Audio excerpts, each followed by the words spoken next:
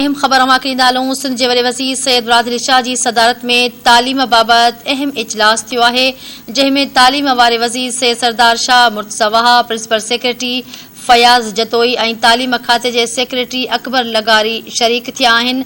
इजलास में तालीम वारे वज़ीर सैयद सरदार शाह वॾे वज़ीर सैयद मुराद अली शाह खे ब्रीफिंग ॾिनी आहे।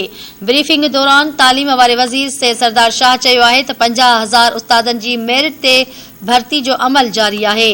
हुन चयो त 50,000 उस्तादनि में 23,000 उस्तादनि जा आर्डर जारी कया विया आहिनि।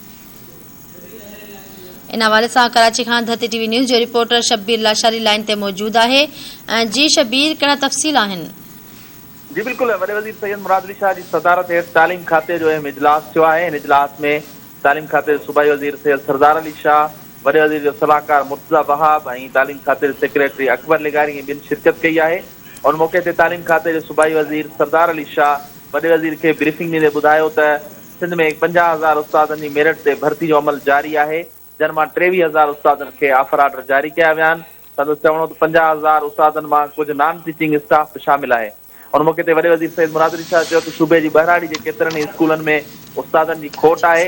वॾे वज़ीर तालीम खाते खे हिदायत कई त उस्तादनि खे जल्द ऑफर आर्डर ॾियण वारो जेको अमल आहे उहो मुकमल कयो वञे।